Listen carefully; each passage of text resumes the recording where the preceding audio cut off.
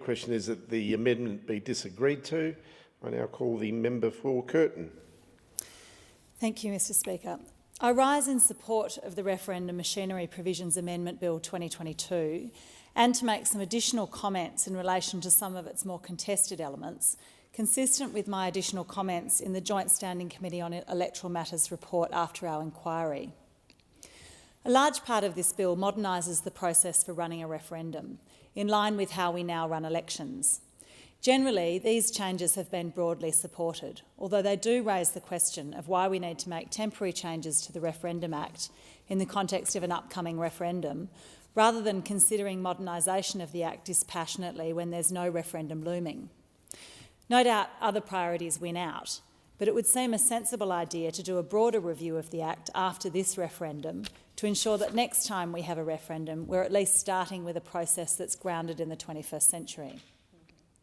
An example of this is in the wording of questions. Section 25 of the Referendum Act requires that a referendum ballot paper be set out in the form prescribed, with the title of the proposed law first and a question, do you approve this proposed alteration? This clumsy wording may be challenging to understand. This requirement could be amended to ensure that a simple version of the change being proposed can be included in the actual referendum question. For example, for this referendum, the actual question could be something like, do you support the establishment of a First Nations voice as provided in the short title of the Act? This is unlikely to be fixed this year, but should be part of a broader review to ensure the smooth running and clarity of future referenda.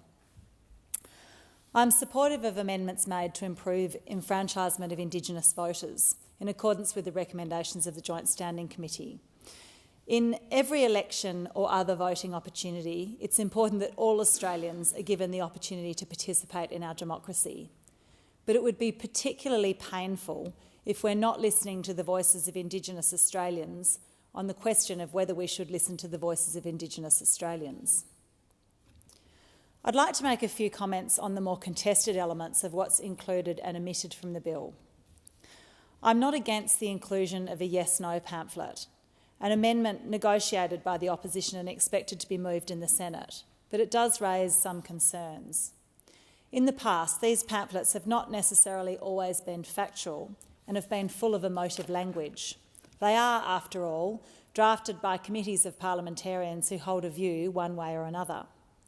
There remains a challenge for government to address as to how to ensure that information contained in the yes and no pamphlets is accurate and fair, and I'll speak about this more later.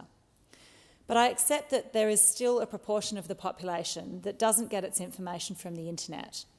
In the interests of fair debate, a clear setting out of the best arguments on each side will afford people an opportunity to sit down and consider both sides, following up with their own research on any particular points that challenge or resonate with them. I suspect the number of people who sit and read 2,000-word essays has diminished, but creating the opportunity is probably a good thing. The bill suspends Section 11(4) of the Referendum Act, allowing government to spend money on providing public information and education about the referendum and to counter misinformation. The government has indicated that this education campaign will be on the mechanics of referenda rather than for one side or the other, and that neither side will receive government funding. There is a leap of faith involved that this will be upheld, but given that the last referendum was in 1999, I can see that education is required on the mechanics of a referendum, so people understand the significance of their personal vote as well as their state's vote. Education is also required on what a referendum is and what it is not, and what type of information belongs in the Constitution and what type of information does not. No doubt there'll be cries that the education campaign strays into a yes campaign.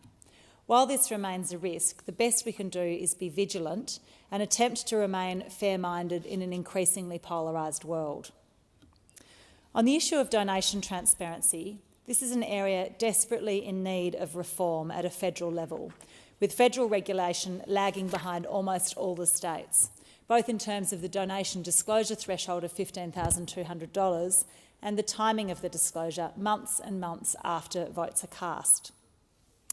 While there's a simplicity to aligning donation disclosures for the referendum with Part 20 of the Election Act, it's a lowest common denominator approach. I would like to see stronger transparency requirements in relation to funding campaigns for the Voice referendum. I accept that it creates a reporting burden for entities unaccustomed to the financial disclosure regime. But I also think that any entity campaigning on the Voice either way should be willing to disclose that publicly in advance of the referendum.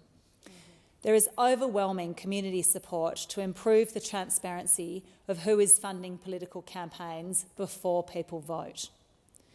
I would support greater transparency in line with most states, with more immediate disclosure of donations above $1,000. If this is not in the legislation, in line with community expectations, and to show government that requiring real-time disclosures won't cause the sky to fall, I would like to see any companies, not-for-profits or individuals contributing to campaigns for either side to voluntarily disclose their commitments in real time. If the norm starts to change voluntarily, this may make regulation easier for the major parties. In my election campaign, I disclosed all cash donations in real time on my website. 90% of donors chose to disclose their names, despite not being required to. This shows that it's possible and not a big deal if you have nothing to hide. Those that choose not to disclose their support until months after the referendum, hiding behind the "I complied with the law" excuse, may increasingly have to explain to their stakeholders why they were not proud enough of their political support to own it in real time. Another issue that's not covered in the bill but came up in submissions to the committee inquiry is truth in advertising. It's essential that we do a better job of ensuring truth in political advertising. This is broader than the proposed Voice referendum, but concerns about racist misinformation in this context are real and sharpen the focus on truth in advertising because of the potential damage that could be done. My crossbench colleague, the member for Warringah, has introduced a Stop the Lies bill, laying out a potential approach to rebuilding community trust in what our politicians say. This is an admirable and solid contribution to the debate on this topic, reflecting a strong community appetite for political information that can be believed. I support this bill and would like to see some version of this enacted in this term of Parliament. I accept that there are a number of issues that need to be resolved in setting up appropriate structures to ensure the community has faith in the arbiters of truth. No doubt there'll be resistance to whichever body is tasked with determining the truth of statements, and conspiracy theories will abound. This challenge is not insurmountable and can't be used as an excuse not to commit to a structure to rebuild trust in our politicians. I accept that it may be challenging to build an appropriate regulatory framework on this broad issue in time for the referendum, and getting it wrong could be very damaging in the long term. For this reason, I would like to see the government setting up an independent panel specifically for the referendum, with the role of finalising the question, ensuring access to fair information and addressing instances of misinformation. Many expert witnesses to the committee inquiry backed this idea. The panel could be comprised of both sides of politics and experts to oversee public information relating to the campaign. This is also consistent with the amendment moved by the member for Warringah to require fact-checking of the yes and no pamphlets. For such an important referendum for the future of the country, truth and transparency are vital, and I urge the government to consider improvements to this end in the implementation of this legislation.